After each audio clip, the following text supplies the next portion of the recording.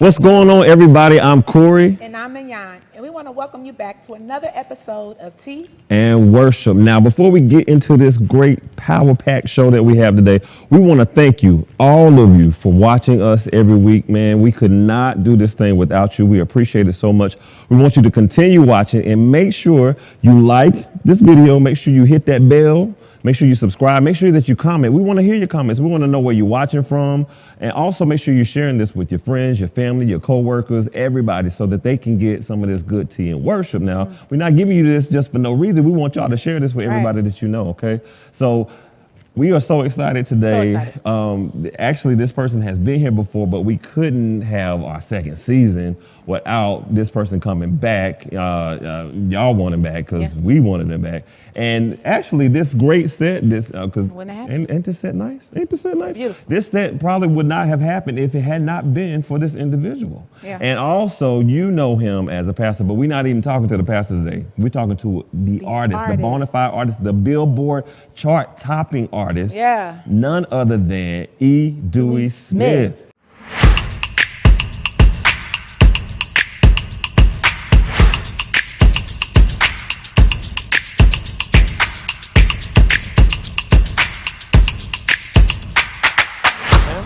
What's going on? How y'all doing? We are great. Family. Thank you so much for coming back. I'm going number 2 pencil. You did. Y'all look great. Thank you, Pastor. Thanks for having me. Thank you for coming Thank you. back. Y'all We upgraded appreciate since it. the last Hey, show. Look at Hey, that. now. We're doing big I things. see God's enlarging y'all's territory. He really Oh is. my goodness. But we learned he enlarging yours. Oh, yeah. You know, You are charting. can you believe that? Can you believe Can it? you believe it? I believe it. I'm next to y'all, absolutely. I can believe. Since I'm next to y'all, I can believe it. How does it feel? Unbelievable. You know, something my mom always wanted me to do. Music was my first love. My dad put a guitar in my hand at 3. I started playing piano at 5. What? I had my first church job playing drums at 9, and then I ended up on bass guitar. So music was my first love. But when I started preaching at age 17, you know, people was like, "Man, come on, be a preacher. You can't do that." So to be at this stage in my life, it's mind blowing. Really. Yeah. Awesome. It's such an incredible record. Can you share your team? Like, who all played a part? Well, I mean, I'm thankful that, you know, it's been a vision a long time. I was having a conversation with some of our people, and in October of 2020, and I was talking to John Webb, who's one of our musicians, fills in for us, and plays for us, and is a producer. And we were having a conversation. He and our sound guy, Derek Stevenson, it was like, "Man, let's get in the studio." And you know, we went in studio, and the first time we were there, we came away with 3 songs. Wow. I'm like, this is really Incredible. cool. And so John, Darius Polk was part of it. Jules Bartholomew, Black Elvis, Dennis Ross, Zebulon Ellis did our BG arrangements. You know, around that time, we wanted you to be a part of it. You know, you were ill at that time, but you know, it's the first one. So we got plenty more, and so I'm just thankful. I really am. That's awesome. I mean, if you don't already have his new album, God, period, I don't know what you're doing if you under a rock. Period. Or living like under, I don't know what's going on, but make sure you go get it. And considering, you know, the fact that the album has come out, now you are touring and like you actually came here from somewhere else. Yeah. What's that like being, you know, the touring artist now? Now, here's the thing what's amazing, you know, and I didn't realize it until like my team and digital team was telling me about it. Like, okay, they went through YouTube. I never thought about it because I don't really watch a lot of that stuff, and pulled up clips of singing clips from church from 2000 way back and compiled the views. We were doing a lot of old school stuff when I first moved to Atlanta and with church, so a lot of hymns. So a lot of people who like old school music would go to YouTube, like, this is good stuff, a hymn of the church. So I didn't know they were doing that. But long story short, they compiled almost 100 million views of just with all the cumulative clips on YouTube. So it's like 100 million views of all of the clips. It's like, so what made you think, so people, even though you're new to music, you're really not from a YouTube perspective, because people know the church is a musical church. Right. So that's the piece that just like, okay, I've been preaching everywhere since I was 17, but it's like, wow, this is music. So it's almost like combining ministry with the artistry piece. So I'm learning about that piece. But I've been traveling. Most time when I go somewhere to preach, I'm gonna sing anywhere. That's right. You know, like me and Young's dad, both y'all travel pastors and sing with singing groups, and you're both professionals. So for me, it's like, okay, so if I go preach somewhere now, instead of singing somebody else's song, let me throw one of mine in So there. true. You know, so it's just kind of like I'm just getting comfortable in that aspect. But when you think about it, we've been doing music a long time, just not Absolutely. from the way you guys have done it professionally. So we know if we ask you about being a pastor, preaching, like you can tell us about that with your eyes closed, sleep. You know, you mentioned that you're still learning, but what have you learned so far? Like we know you're still learning, but with the artistry, what have you learned about being an artist so far? I think the key to it is being yourself. You know, I realize that knowing who I am vocally, knowing the audience who God has called me to be. I know there are people who like what I do. So me doing what I do and trying to find something that works for me.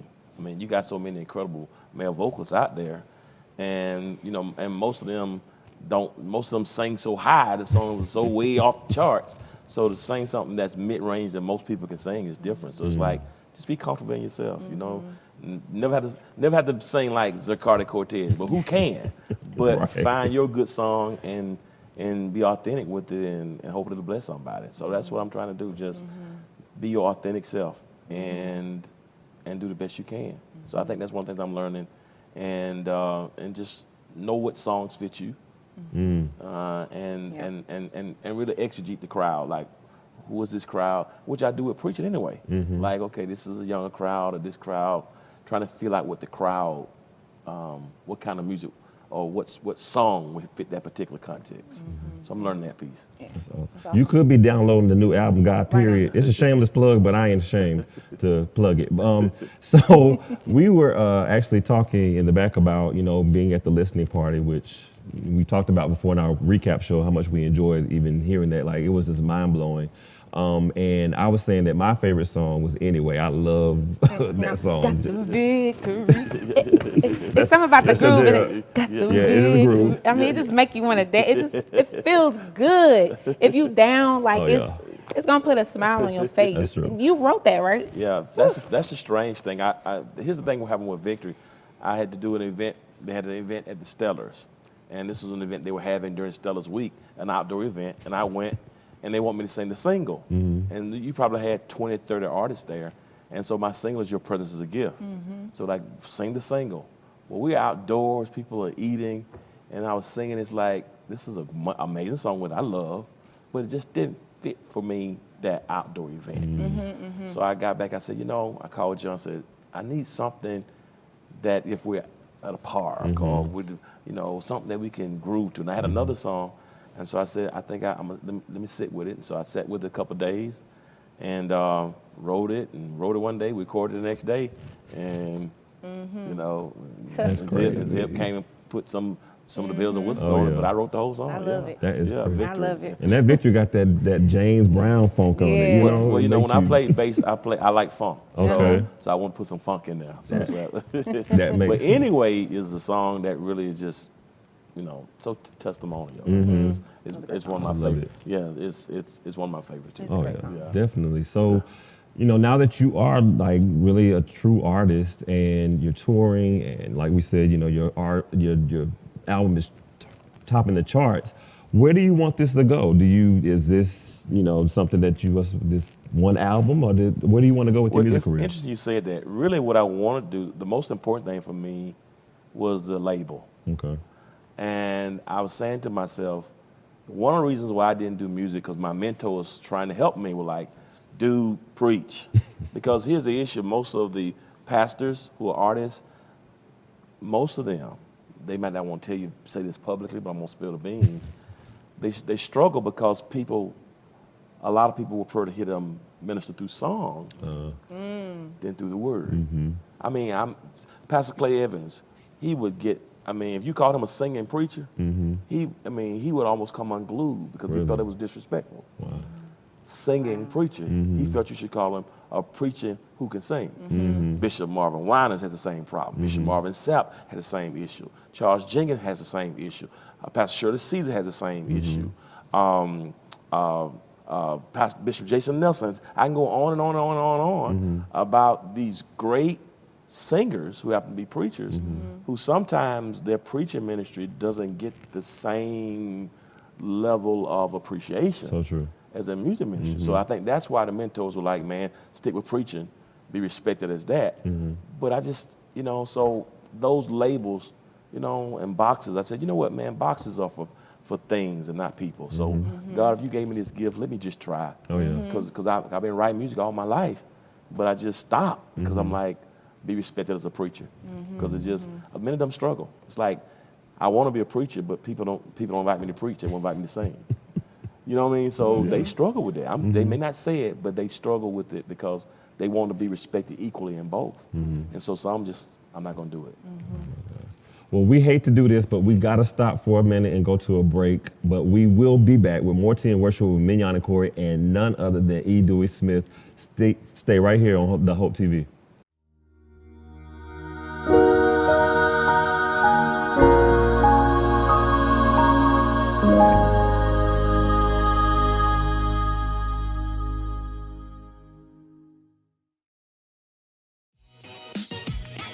What's up, y'all? It's your boy Jermaine Dolly, Mr. Hello Dolly himself, and guess what? You're tuned in to Tea and Worship with my homies, Mignon and Corey. Keep it out, y'all.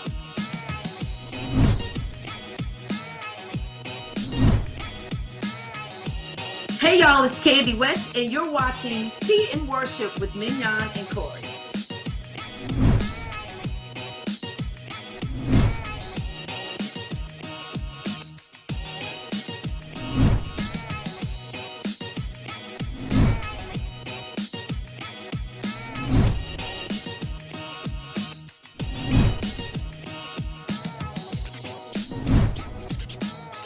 It's your boy James Fortune, and you are watching my favorite news show, Tea and Worship, with my sis Mignon and Corey.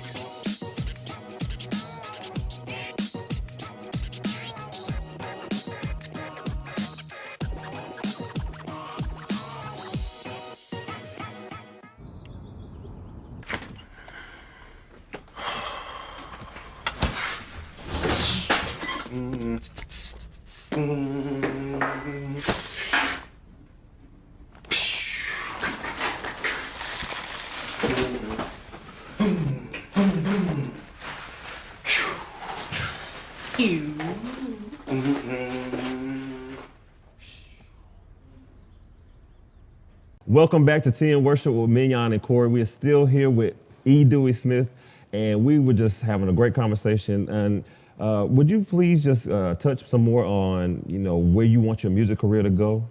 It's amazing that what I want to do is, since I felt like my gifts were repressed. The advice was, don't do it.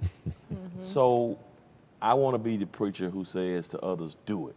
Yeah. Okay. So for me, I'm going to do more music myself, but it's really more about the label. I want to, produce music. So we signed an artist out of Memphis, Tennessee, Courtney Franklin. His album is going to drop in first part of next year, and we also signed another artist today, as a matter of fact. Nice. His name is Pastor Michael Lampkin. Okay. Oh, yeah. Yeah. Oh, yeah. He was on Sunday Best season. Oh, yeah. I don't know, out of St. Louis. Amazing singer. And Dana Soray produced his project. Oh, my It is goodness. amazing. Oh, yeah. Michael is an amazing singer. So his project's going to drop next year as well. I'm also working on getting music for our choir record. So we're going to do our first record, House of Hope. Yeah. House of About Hope time. music. House of Atlanta. Awesome. So we're getting some music for that now, and of course Mignon is going to be a part of that process, and you of course. So we got 4 or 5 songs that I've already got submitted. I think going to be on record. Nice. And I'm going to do another album next year, but it's going to be all him project. Okay. So what my long-term goal is to move more to the executive piece. I want to give a place where people who are gifted, that we can put resources behind them. Nice. And because a lot of times the labels don't treat people right. And I just think that sometimes they don't know how to use the church and incorporate the church. And what I'm seeing now is church people if you respect the church, because that's what's happened with my record, is pastors and church people that like, man, we can support you. Because when you're trying to do music downloads and iTunes and Tidal, you know, it's just hurt the industry so bad. Oh yeah. So if we can help people produce their music, studio, top quality, and put our resources behind people, it makes it easy for them to go ahead and produce their stuff. We got a place we can do it's a one-stop shop. We can, we can video them. We can leverage our relationships with them, with the church, my relationship, so they have somewhere to sing. Oh yeah. So I want to be a place where we can do all kind of music. So it's really more about the label than necessarily my own artistry. But although I'm going to still write and sing my own songs, but it's about building an organization that we can put people, you know. Yeah, that's what I want to do. If Hillsong can do it, Elevation Worship can do it, why not us? Exactly. Absolutely. That's so true. Absolutely. At the listening party, you know, they played a song with the amazing Lisa Page Brooks on there. Are there any more people that you dream of collabing with? I mean, it's so many, you know. My ultimate dream for as a male vocalist is, of course, going to be Bishop Marvin Winans. You know, Bishop Marvin Winans. You know, I love. I ain't gonna take. I can't take that. Yeah, I love You and Marvin? I love Bishop Marvin Winans. So I want to pay homage to him. You know who he has been musically in ministry, and also Bishop Morton. So that's one thing. To have Bishop Marvin Winans as a part of it. But it's so many other people. I mean, Young, you are incredible. Leandria Johnson, we talked about. We almost did something on this one. Just we ran out of time. Dorinda Clark Cole, who I love. So that would be my, you know, immediate. Can't go wrong with none of those. Yeah, but I got so many. Right. I mean, I just love the industry and love people who've been doing it a long time. But those are some of my favorite. Those are some of the immediate goals I like to make happen. Yeah. So we know Christmas is around the corner. Yeah. What are we gonna get from you for Christmas? Well, you know, I was having a conversation with somebody from Radio 1 DC, and they were talking about, this has been 3 weeks ago, the lack of new music for Christmas. When you think about Christmas albums, we still singing, Jesus is the reason for the season. So not a lot of, I mean, think about it. We still, every Christmas, we're going to hear The Temptations. Yep. You hear Mariah Carey. Yep. You're going to hear Donna Hathaway this Christmas. So it's still more the classics. Yes. But when you talk about a lot of new Christmas music that we sing for productions, not a lot. So I had a conversation with them on a Wednesday. This was back in October. And they were like, we have a whole separate chart for Christmas music, but not a lot of new stuff. So I flew back. I was in D.C. or New York, I believe, and I flew back. And on a plane, I just started writing some words. And I got back, and that Friday, I called my producer and said, man, I got a song. And we recorded it. So I wrote a song called Christmas is About God's Son. So I think it feels good. It's a message of Christmas, but I think it's something that liturgical dance group can dance to, and I think it's going to be a part of. So I think it's going to be a classic song. Yeah. I can't wait to hear it. Yeah. I can't wait either. Yeah. Y'all got to sing it for me. Will. Yeah.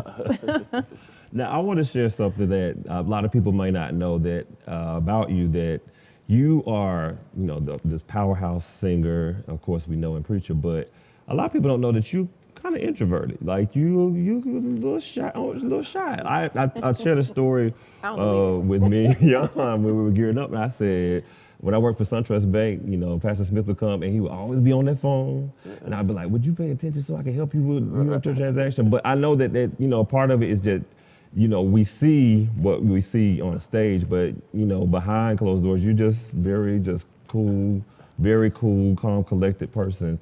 But where does that fire, that power come from when you're singing or preaching? Where does that come from? That's a great question. I mean, I don't know. I'm peaceful. I am quiet. The state when the lights come on, it's like I don't know what it is. But I struggle until I get to the lights come on. I mean, even today, even during this interview, there's a struggle. It's like, oh God, I'm very nervous. But then when I get here, it's like, okay, something comes. I mean, and I don't know. My family's all the time, if I'm around people I love and I'm comfortable with, I can be the jokester and that kind of stuff. But other than that, I don't really see a whole lot. I don't know. It's just, I don't know. I don't know what my dad's like that, I guess. You know, so I don't know. It was just hereditary. He got it honest. Yeah. It's hard to believe that, you know, like working with you and being with you in ministry, it's just hard to believe and accept that you quiet. Yeah, I mean, when I'm with the staff and the team, you guys, it's like I want to encourage everybody and lift the spirit and make it the atmosphere fun. So it's work, but it's like I feel like I got to pour into the team to affirm and let them know I love them and and appreciate everything. And so if somebody don't appreciate it, it won't be like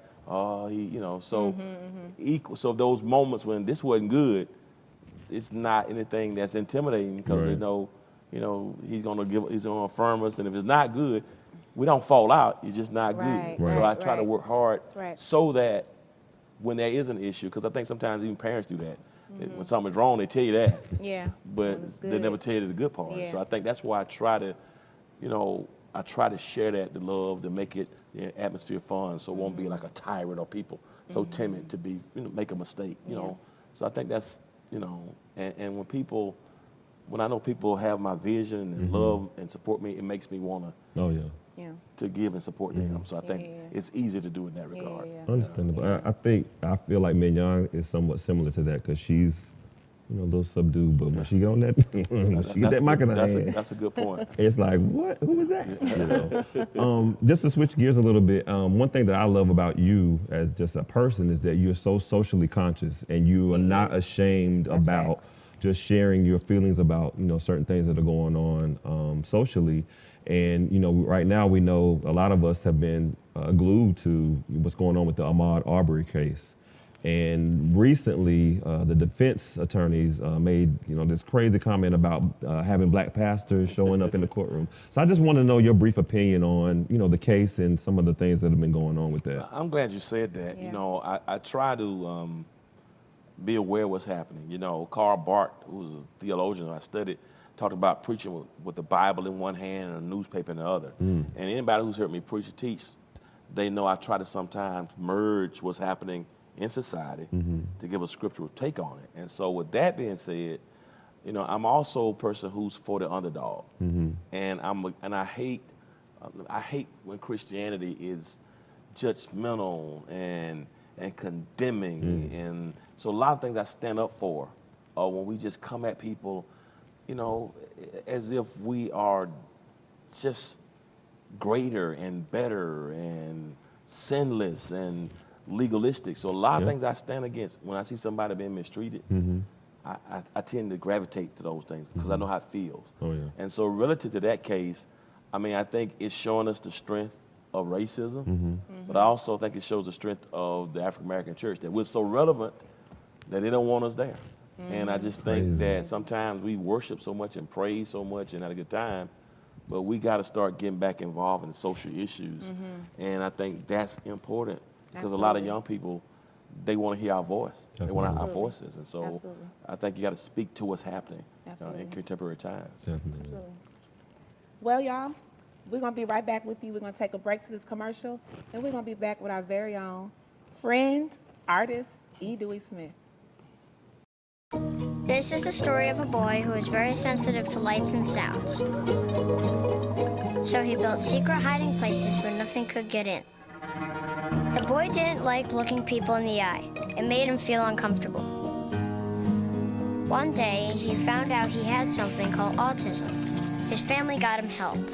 And slowly, he learned how to live with it better.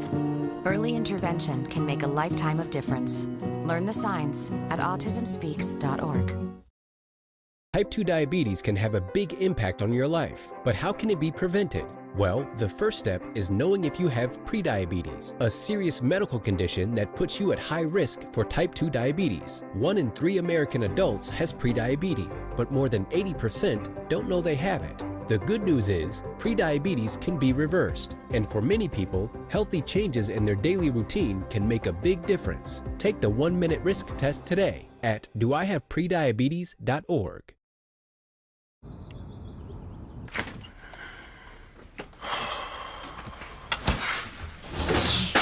Welcome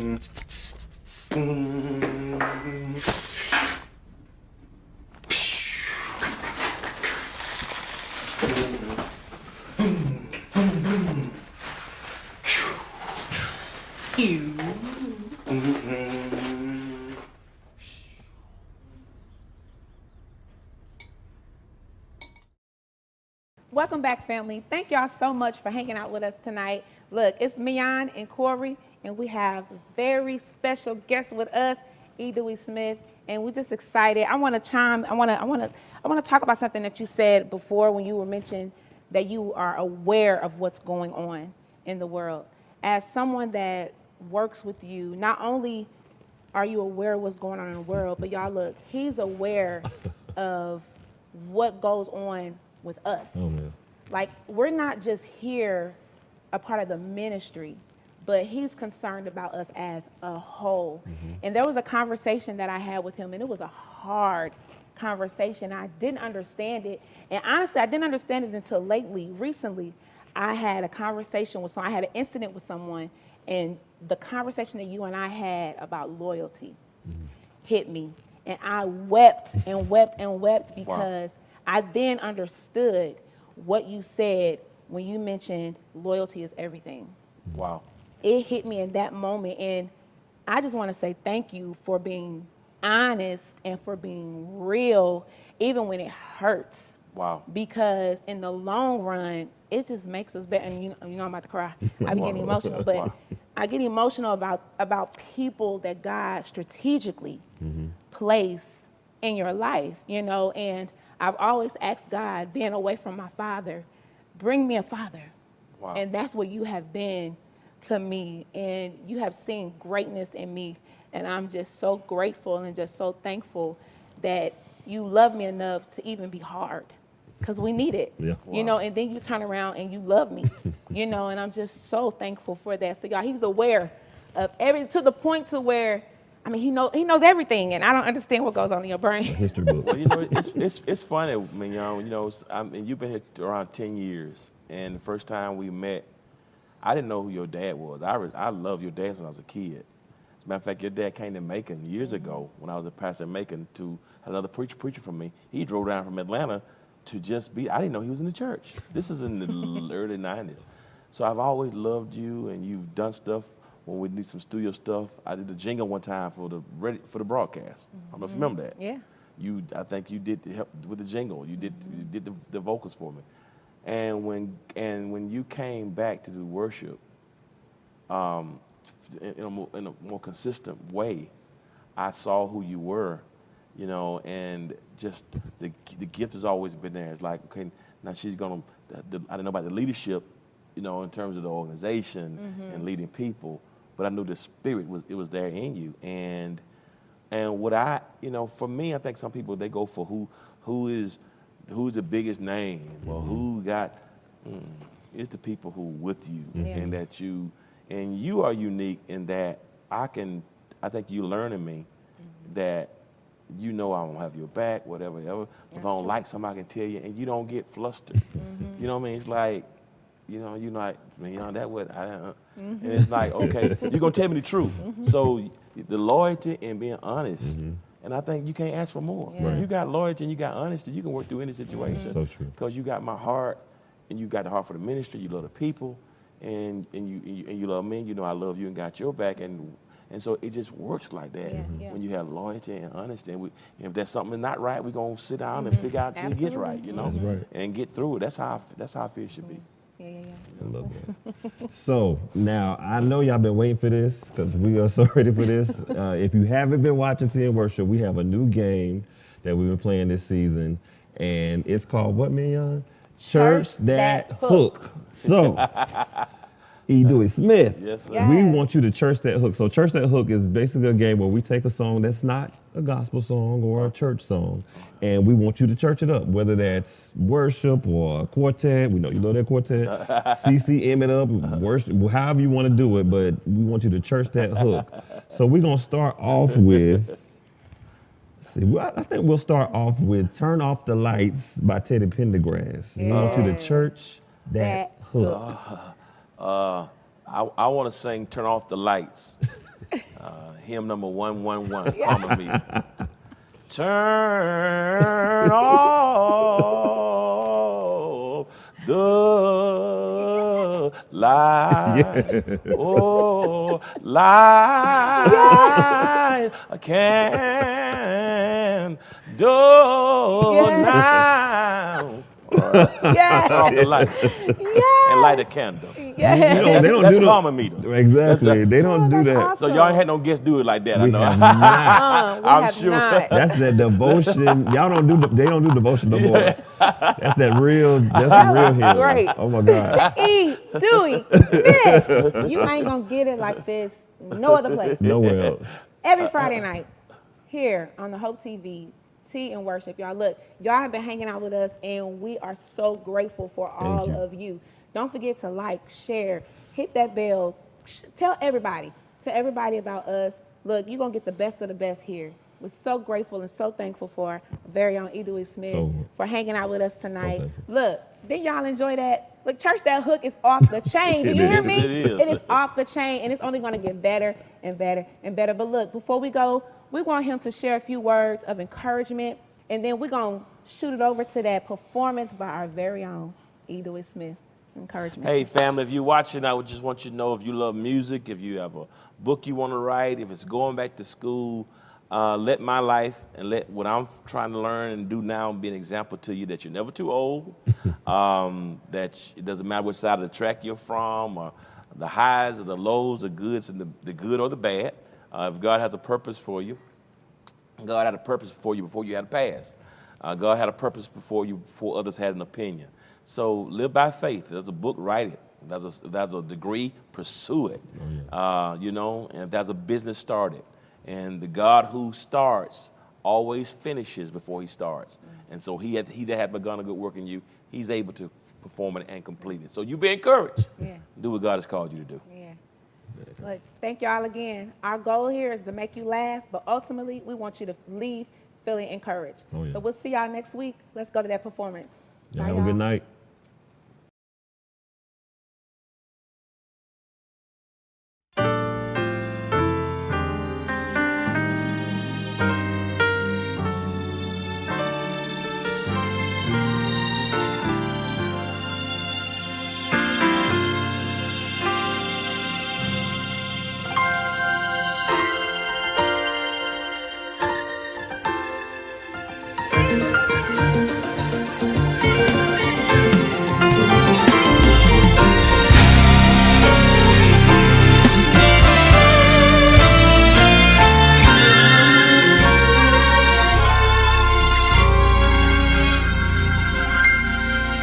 If he took away the rain, how would we ever grow?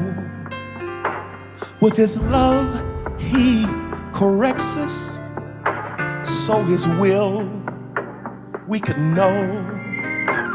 If he took away the pain, I doubt we'd ever change. We'd never know the power in Jesus' name. If he took away our thorns, would we ever pray? With his blood, he forgives us, so in sin we won't stay. If he took away all shame, we'd probably stay the same. We'd never know the power in Jesus' name. So I give you Jesus. He's the one who's always there. I give you Jesus. He's the one who really cares. I give you Jesus. Oh, have mercy. And that's the best that I can do. I give you Jesus. Jesus.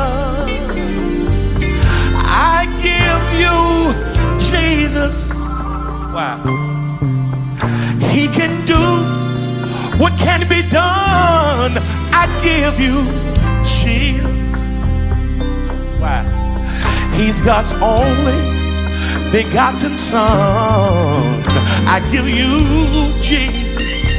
Thank you, Lord. And that's the best that I can do. I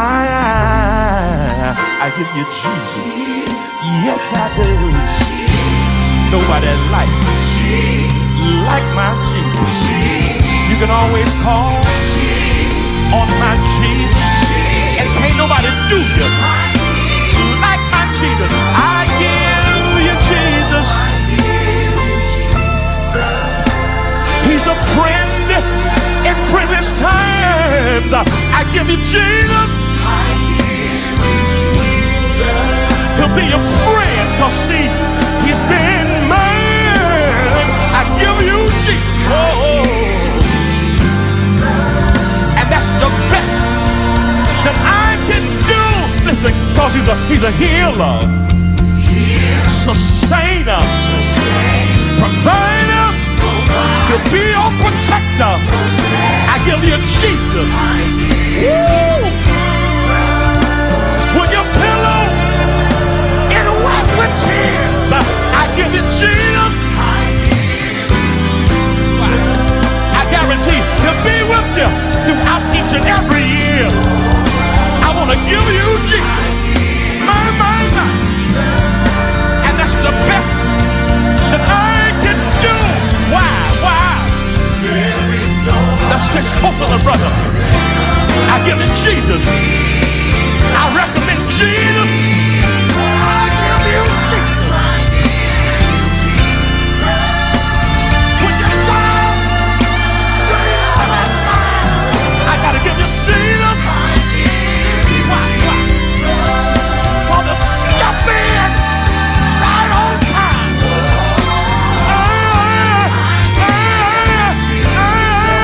I give you Jesus.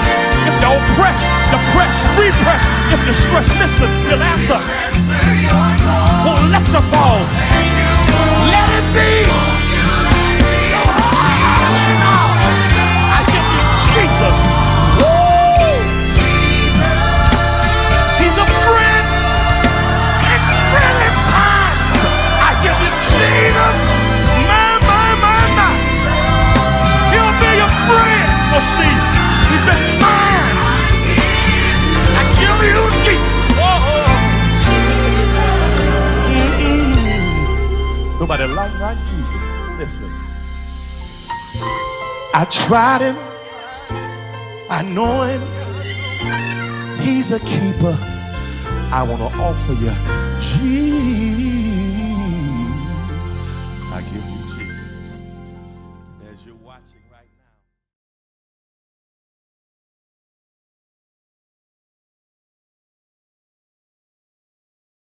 Well, look, you might not be popular, but my favorite character is Celestial because So one of the quotes that I wrote down in the book that kind of stood out to me was, "Love is the enemy of sound judgment." She seemed like a very needy woman. And I can't even respect Andre, because how do you pray on your friend's wife while he's incarcerated? Like, I just can't get with that. And maybe I got too invested in the book,